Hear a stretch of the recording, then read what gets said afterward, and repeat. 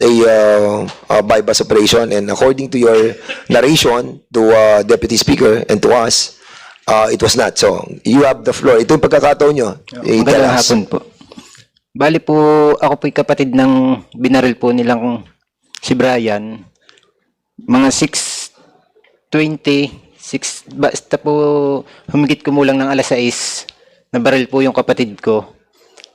At nalaman ko pong 7 o'clock, dinala sa ospital at 7 o'clock din sila nag-conduct ng operation po. 6:25 po, baril na po ang kapatid ko. Pero hindi po nila agad dinala sa ospital. Namatay po ang kapatid ko, naubusan po ng dugo. Saan po nila dinala? Napakasakit po, kitang-kita ko po nung binaril. Wala pong kalaban-laban, wala po ako nakitang na sinasabi nilang drug bypass operation po, wala po. Nanlaban, wala pong baril. Nakasakay po ang kapatid ko sa motor. Pagbaba po ng sakay ng coaching green, dalawa, binaril po nung isa, wala pong kalaban-laban. Mr. Chair, if I may. Sige, Congressman Busita. Mr. Laresma, mga gaano kalayo ka doon sa pinangyarihan? More or less, ilang meters? Mga ito lang po, tsaka yung dulo po Okay. lang. Colonel Litag, Mr. Chair, nandiyan ba si Police Master Sergeant Makaraig? Dito po, Your Honor. Mr. Chair, pwede ba kay Mr. Police Master Sergeant Makaraig? Nandiyan ba? Yes, andyan. Sige, you can ask question, Congressman Busita. Ilan yung operatives doon sa insidente na yon? Bali po ay 5, Your Honor. 5.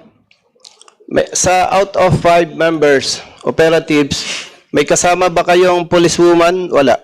Meron po, Your Honor. Okay. Thank you, Mr. Chair. Mr. Laresma, sinabi mo na binaril yung kapatid mo. Opo. At sinasabi mo sa committee na to na malapit ka lang. Tama? Opo, malapit po ako. Doon ba sa nakita mo, ano ang bumaril? Lalaking pulis o babaeng pulis? Sa pagkakalap ko po, tomboy po siya. So, babae. Babae po. Mr. Chair, nandiyan po ba si Police Staff Sergeant Michi Perez, yung nag-act as poster buyer?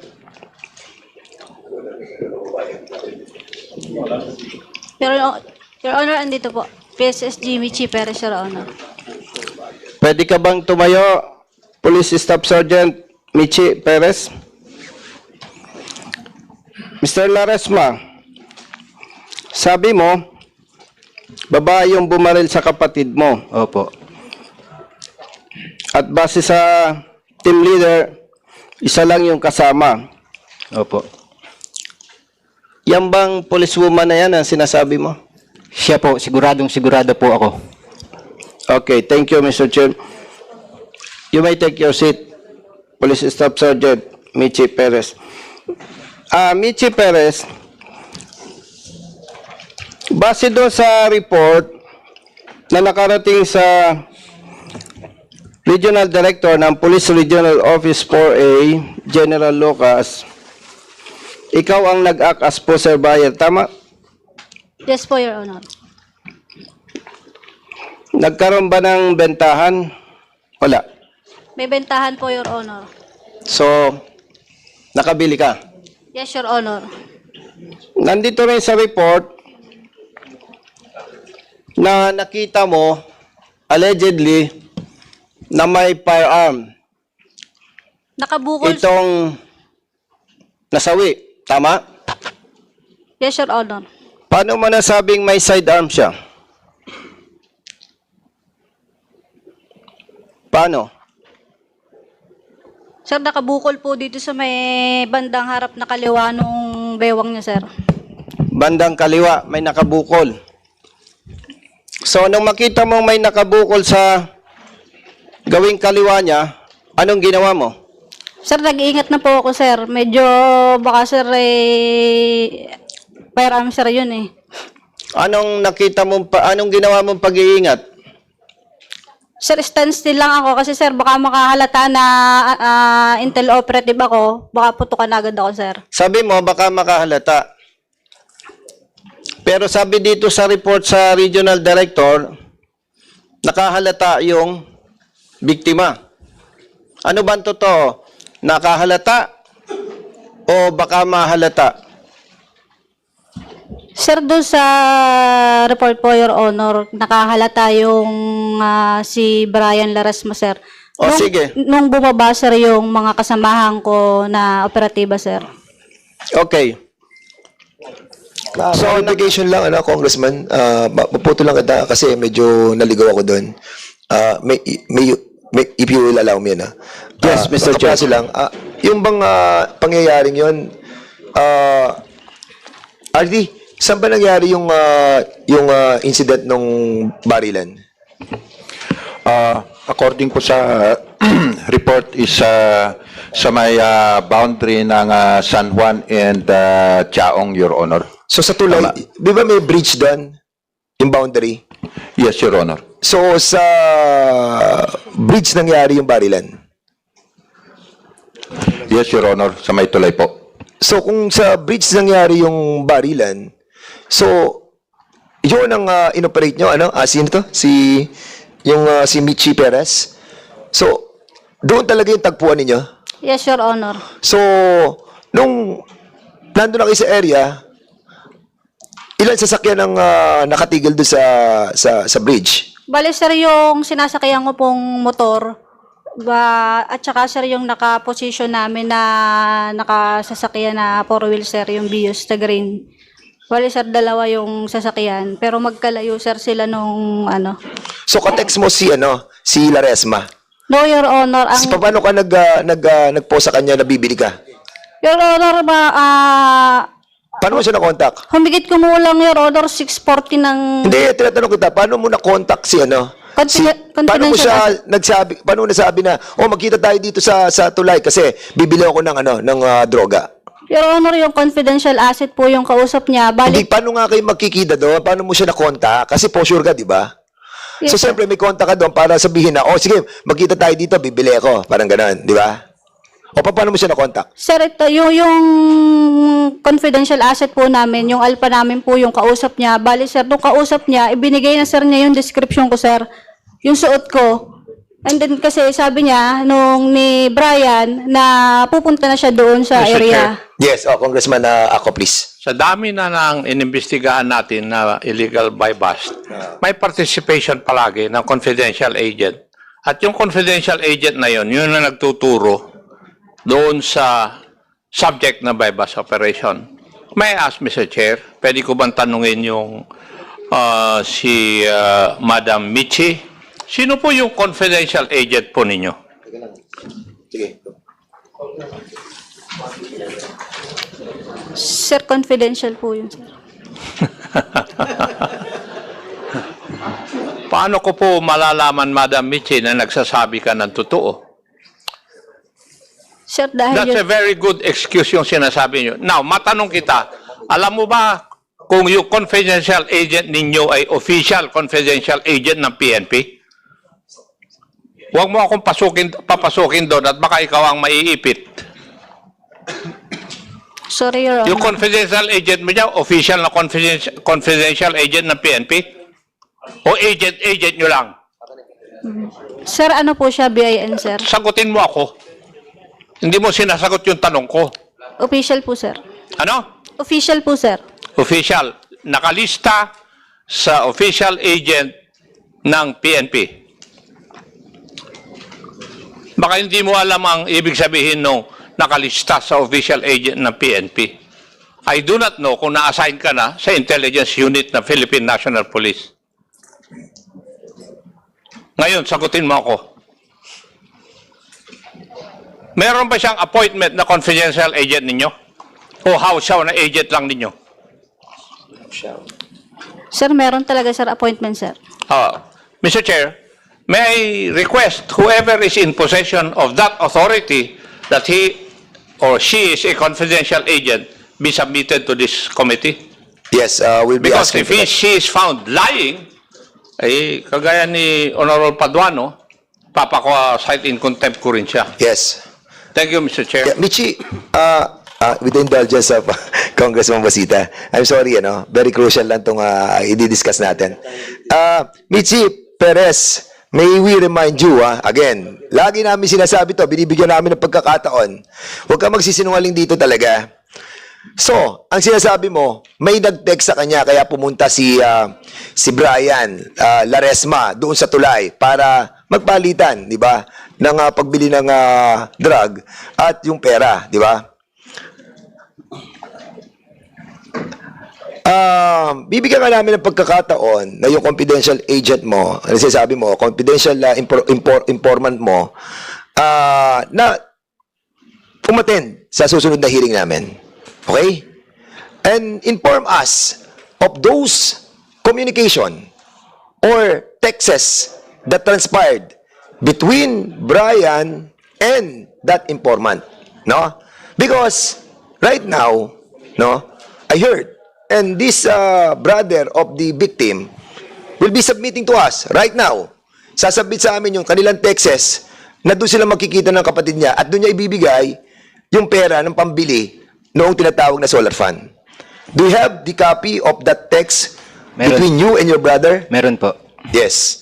So, Michi, if I see this communication between him and his brother, na doon sila magkikita sa tuloy na yon, at hindi mo maipadadala sa amin yung informant mo na nagsasabi na si Brian at yung informant ay makikita doon sa tulay na yon, then we will be citing you in contempt. Now, we will give you a chance, Michi. Ibigay mo sa amin right now kung sino informant mo, and then we will be asking him or her to be in here.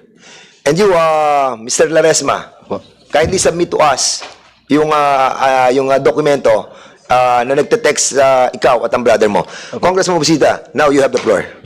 Thank you, Mr. Chair. Sergeant Perez, Mr. Chair, noong makita mo na sabi mo may nakabukol sa kaliwang bewang, ano yung ginawa mo?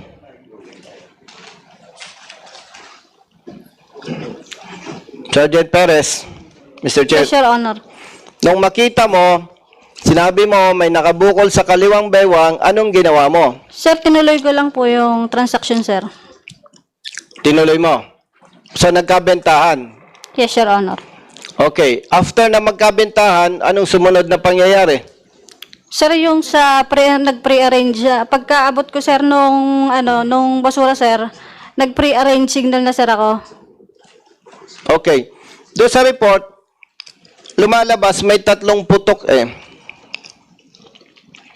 At ngayon, sinasabi na Mr. Laresma, ikaw ang bumaril doon sa kapatid niya.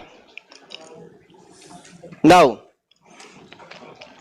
doon sa 3 putok, may pinutok ka ba o wala? Meron, sir, isa, sir. Isa. Sinong unang pumutok? Si Brian Laresma, sir. Ano ang gamit niyang baril? Caliber 38 po, sir. Anong distance mo kay Mr. Laresma doon sa namatay? More or less, sir, 5 meters. 5 meters. So, kung sinasabi mong 5 meters, familiar ka ba sa 5 meters? Pwede ba, Mr. Chair, tumayo si Sergeant Perez? Gaano kalayo yung 5 meters? Diyan sa harap mo, ituro mo. Sige, gaano kalayo? Ito, sir, kaya lang, sir. Alin dyan? Ito, sir, na lamesa, sir, nasunod. Yung edge ng table? 5 meters. Yes, sir. Yung edge ng table? Ito, sir, table to na. Yung tapat ko, sir, at saka yun, sir.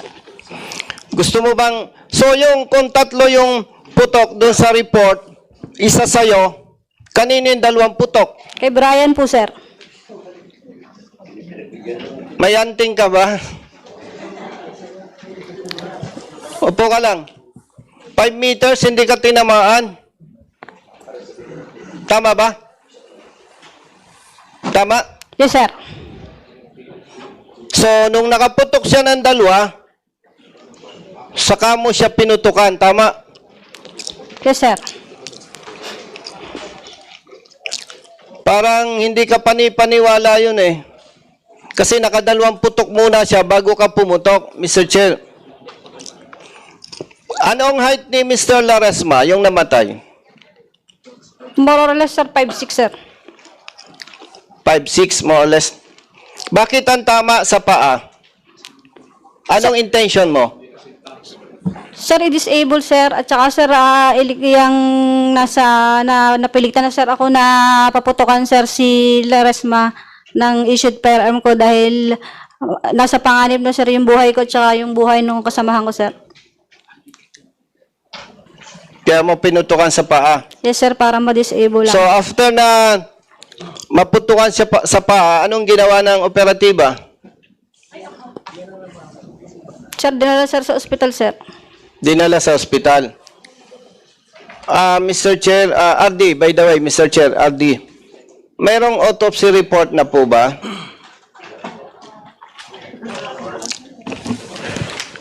Positive po, Your Honor.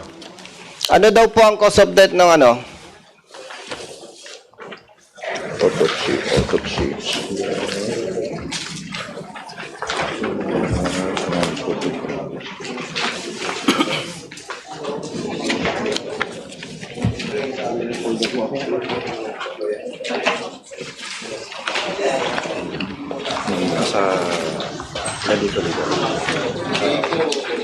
Cause of death.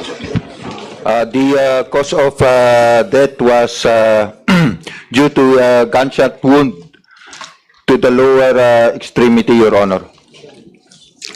Okay. Sergeant Makaraig, Mr. Chair, Yes, sir. totoo ba yung report na yung Vios green walang plaka? Yes, Your Honor. Ganon din yung motorsiklo? Yes, Your Honor. Kanino yung Vios na kotse?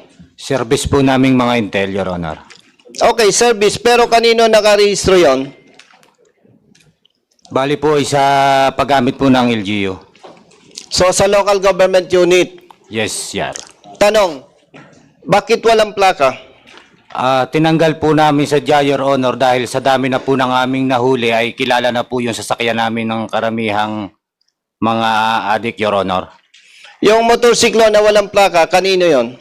Doon po sa inuulit ni Paces G. Perez na alpa niya. Okay, Alpha. RD, Mr. Chair, tama ba na pag nag-operate walang plaka? No, Your Honor. Okay. RD, hindi naman po kayo mag-general kung hindi kayo dumaan sa lahat ng mga assignments like operation, intelligence, admin functions.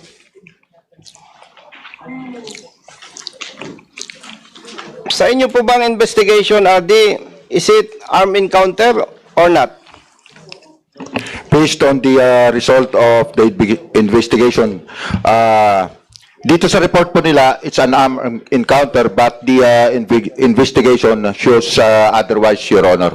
That's why nga po, nakapag-file tayo ng murder case sa Lucena, and nagkaroon po tayo ng pre-charge investigation sa admin naman, Your Honor. So, yun lamang po, Mr. Chair. Okay, by the way, balikan ko lang para malinaw, no? Kasi, para malinaw, no? Naintindihan ko naman yung sagot mo, RD. Baka naman di naintindihan ng ating mga kababayan. Para malaman nila yung tama at maling trabaho ng pulis. armed encounter ba yung insidente o hindi po? Based po sa investigation, wala pong armed encounter, kaya nga po nakapag-file tayo ng murder case laban dun sa limang police, Your Honor, and nagkaroon po tayo ng pre-charge investigation being conducted by PIAS, Your Honor. Yan ang maganda sa iyo, RD. Hindi ka konsentidor. Yun ang gusto po nating madinig. Madinig na ating mga kababayan na hindi ka bias. So may kaso na, murder case, itong mga operatiba. Tama po ba, RD? It was submitted, Your Honor, sa Piskalya yesterday, Your Honor. So doon sa mga ibang pulis na nakikinig ngayon, huwag ninyong isacrifice yung karir ninyo, huwag ninyong isacrifice ang future ninyo, huwag ninyong isacrifice ang future ng pamilya ninyo. Gawin nyo yung tama. Yung nakasanayan yung mali, talikuran na ninyo. Kasi po dito sa Kongreso, particular dito sa Committee on Public Order and Safety, hindi kayo lulusot. Marami nang na-dismiss. Marami nang nakulong. Pag hindi kayo nagbago, sunod-sunod kayo. Si General ako, pareho kaming retired police. Mahal natin yung PNP. Pero kailangan natin, mas mahalin natin yung ating mga kababayan. Public service. Yun lamang, Mr. Chair. Maraming salamat po. Thank you so much, Congressman Busita. Before I recognize Congressman Acop, and that's the very reason why we continue resolution number 776. Dahil itong resolution 776, ano lang to Region 4A lang to And prior to this, we have already a motion that was moved by Congressman Erwin Tulfo to extend, di ba, yung sa ibang region. Kasi mukhang napapansin namin na ginagamit talaga ang bypass operation to conduct criminal activities. And this committee will never allow such thing to happen. Kaya, ito nga, babala to sa ating mga kapulisan, no? Ito naman kakaunti lang naman itong mga bad eggs. As always, sinasabi namin, hindi naman to lahat. Ang problema na naapektuhan ng organisasyon, naapektuhan si General Lucas because maraming mga pasaway doon sa region namin, which started when the good congressman from Antipolo started to investigate a case against a certain Major Porcincula, which now is already dismissed from the service and have a criminal case against him. So, hindi namin kayo titigilan itong mga bad eggs. Please. And to all the people, mga ating mga kababayan na may ganitong klase ng problema, huwag po kayo matakot. Hindi kami natatakot dito. And I'm very thankful do sa mga people like you na nire-reveal yung mga ganitong klase ng insidente for us to validate. Pero we are warning those who are just acting, na iniisip nyo na mapapalusutan nyo kami dito. No, we will never allow that this committee will be used for that purpose. Ang sa amin, kung biktima kayo, ipagtatanggol namin. Pero kung kayo gagamitin nyo ang committee ito, then may kalalagyan din kayo. Pakukulong din namin kayo dito kung nagsisinungaling kayo. Congressman Acop, now you are recognized. Thank you, Mr. Chair. Magandang hapon po sa atin lahat. May I ask the RG? Did I hear it correct na kayo po ay nag-iimbestiga doon sa mga participants sa operation na ito? Yes, yes, Your Honor. May ano po ang dahilan ninyo? Bakit nyo pinaimbestigahan po sila? Your Honor, the suspect turned victim may namatay po, Your Honor. Is it standard operating procedure of the Philippine National Police pag yung biktima ay namatay? Sa bypass operation, nagko-conduct kayo ng investigation? On the part of IAS, Your Honor, motu proprio po, pag police po ang involved. And as the regional director, it is my obligation, Your Honor, to know the truth surrounding the incident, Your Honor. So I immediately directed the provincial director of Batangas to conduct an investigation, Your Honor. Tapos na po ba yung investigation? ng Provincial Director ng Batangas? Your Honor, the Provincial Director is with me. Baka pwede pong siya po yung sumagot, Your Honor. Bago siya sumagot, RD, sa mga statements mo, parang duda ka rin sa report ng iyong mga opisyal na nag-participate sa operation na ito. Is my intuition correct? In all the buy-bust operation, meron pong reported arm encounter, nagpapakandak po kagad ako ng investigation, Your Honor. Hindi lang po ito, but others, Your Honor. Thank you. May I know the answer of the Provincial Director of Batangas? Sir, magandang hapon po at sa members ng committee ito. Go ahead. Sir, based on the instruction of the regional director to conduct parallel investigation in collaboration with PS, sir, briefly, sir, these are our findings, no? Number one, sir, there were clear violations of the PNP manual in the conduct of anti-illegal drug operations. The IR, or dating tinatawag nating summary of information, were incomplete kasi ang nakasulat po dun, sir, ay alias Balot, Laresma. There was no proper validation conducted, hence no submission of surveillance report, developmental report. That would trigger the conduct of the appropriate buy-bust operation. So those prerequisite in the planning stage, sir, ay hindi po na-comply. Also, sir, the approved pre-operation clearance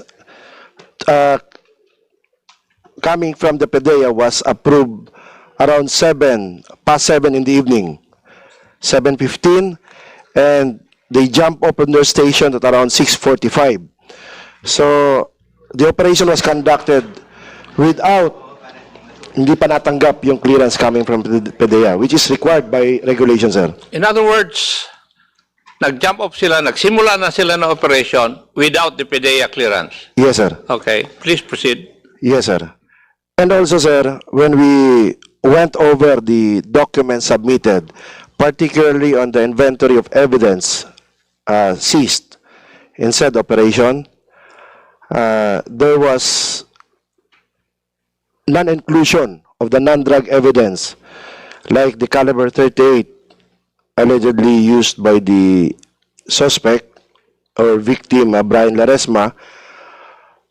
So that is very critical because it was alleged that there was an armed encounter. Hence, in the document submitted, it was not included as part of the evidence.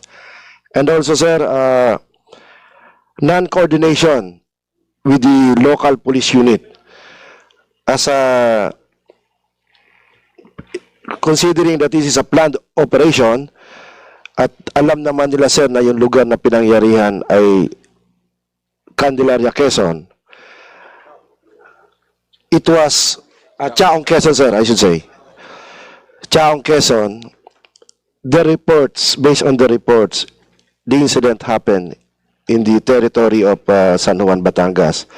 Hence, with that, sir, no, in summary, in coordination with the Internal Affairs Service of Batangas, as mentioned by the DRD, we have filed, or the PIAs have already served subpoena to them to answer the charges of neglect of duty for the Chief of Police for failure to supervise and control the acts of his men, and irregularity in the performance of the official duty, as they allege that it was a buy-bust operation, but based on the scrutiny of the documents submitted, so wala, sir, walang regularity, puro irregular.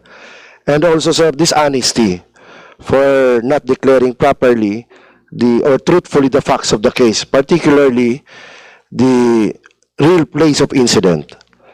So this is a continuing effort, sir, and we will not, as instructed by RD, sir, we will not tolerate any wrongdoing, sir, and we will exact high standard of accountability at all levels of command, sir. Thank you, sir. Thank you. So, the higher authorities of the Philippine National Police in Region 4A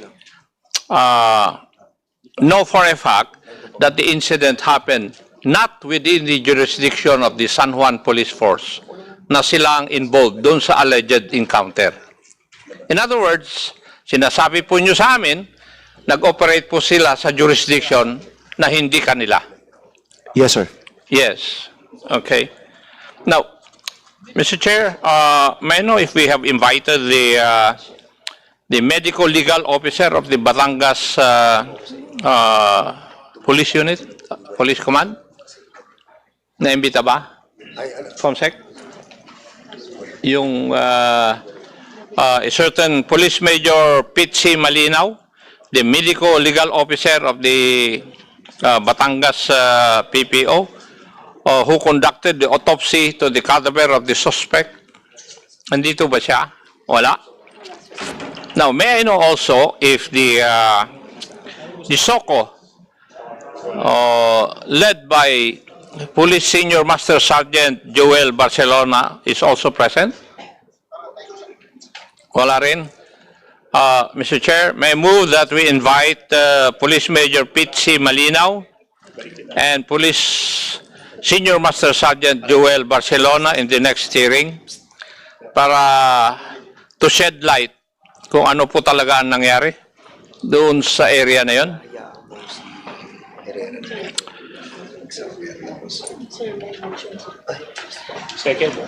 Sorry, Congressman Acop. There's a motion by Congressman Acop to invite the medical legal. Oh yes, The SOCO. because the SOCO have conducted the also the autopsy. Yes, Okay, the medical so legal. all those the query of Congressman Acop, the COMSEC is hereby directed to secure all those documents and invite those people who had been mentioned by Congressman Acop. Thank you. It's ordered. Thank you, Mr. Chair. May I know who is who was the team leader of that operation? Police Master Sergeant Juan Amparo Macaraig, Your Honor. Master Sergeant, did you follow or alam mo ba yung manual ninyo sa illegal drug operations? Yes, Your Honor. And may I know how many phases are there? If you know.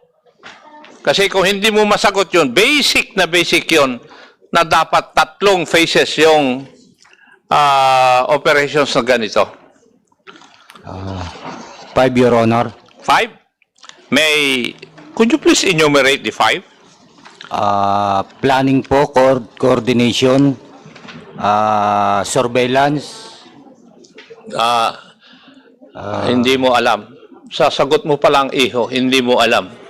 I'm sorry, Your Honor. Alam mo, hindi ako magtatanong ng tanong na hindi ko alam yung sagot normally. I'm sorry, Your Honor. Ha? Huwag kang magsasabi ng alam mo kung hindi mo alam. Kasi kung nagsisinungaling ka sa maliit na bagay, magsisinungaling ka na sa malalaking bagay. Alam mo ba yung ibig kong sabihin? Tinetesting ko lang kung magsasalita ka ng totoo, iho eh. Di ba? Tinanong ko lang kung alam mo yung proseso ng anti-illegal drug operations. Sabi mo, alam mo. Pero sa unang tanong ko pa lang, bagsak ka na. There are 3 phases, iho. Yung prior to bypass operation, the bypass operation itself, and the post-operation. Maski tanungin mo yung mga opisyal na nakakaalam nito. Ang tanong ko sa iyo, nasunod mo ba lahat to? Yes, Your Honor. Paano mo masusunod yung hindi mo alam?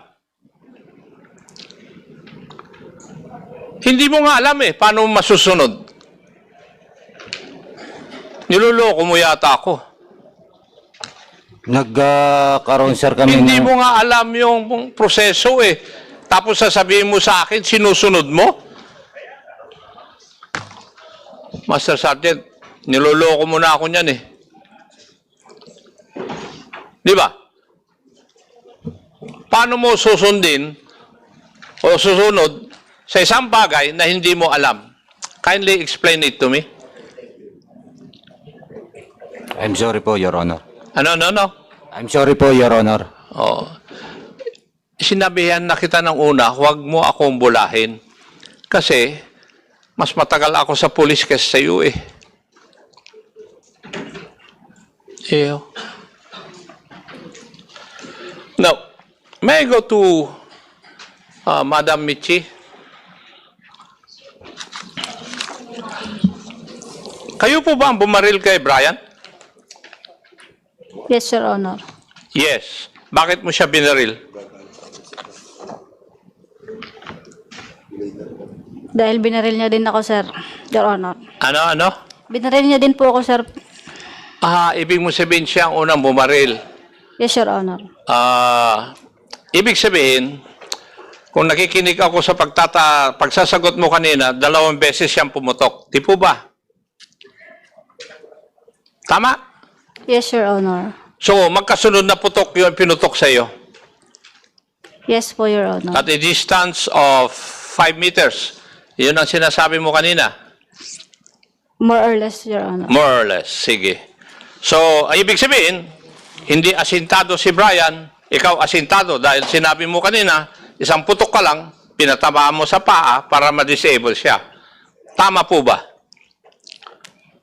Yes, Your Honor. Tama? Napakagaling mo, Iha. May I know what kind of firearm you have? Sir, yung issued firearm po, Glock 17 9mm, sir. Glock 17, sir. Glock 17. 9mm. Ha? Yes, Your Honor. Yes. How many times do you practice shooting that firearm?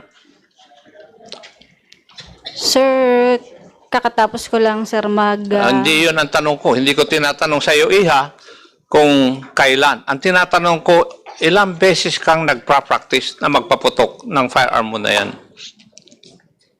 Madami po. Ano, sir, mga once a month, sir. Once a month. Kasi, yun ang SOP. Matanong ko nga, RD, yun ba yung SOP ninyo? Na members of the police force will fire their firearms once a month? No, Your Honor. Oh, iya. Kasi alam ko naman na kasi yung mga security ko, police din eh. Eh sila nire-require ng kanilang opisina na mag-report sa opisina para iputok nila mag-practice na bumaril. Alam ko yun. Kasi for you to be able to make sure na tamaan mo sa paa ay isang tao, hindi po ako naniniwala dahil shooter din ako, Iha eh. Hindi mo ako mapaniwala doon. Naputukan ka ng 2 beses, kaya mo pang putukan sa paa, precisely on the leg, yung biktima. Di ba? Kasi sinabi mo, una siyang pumutok eh. Ang unang instinct ng tao ay mag-cover at pumutok. Kaya Iha, sa mga statement mo, hindi mo ako mapaniwala. So, Mr. Chair, I think the investigation conducted by the provincial director of the province of Bulacan ay medyo kompleto. Batangas. Batangas. Yes. Ay kompleto. Tinignan niya lahat yung mga violations na na ginawa nung team na nag-operate. And we have to commend the provincial I agree. director and the Batangas and also regional director General Lucas for a job well done. Sige, go ahead. Ang pinakamasaklap nito bakit sila nag-operate doon sa hindi nila jurisdiction? Exactly. And the mayor, I think the statement or the investigation of the provincial director of Batangas is that inireport pa nila na doon sa Batangas, San Juan, Batangas nangyari. Doon pa lang sa mga report nila, Mr. Chair, ay talagang binibitin na nila yung mga sarili nila eh. My interpellation will continue in the next hearing, Mr. Chair. Thank you very much. Maraming salamat po, Chairman Acop. Before we proceed and before I recognize Congressman Paduano, the Chair would like to acknowledge the presence of Congressman Bienvenido Aban.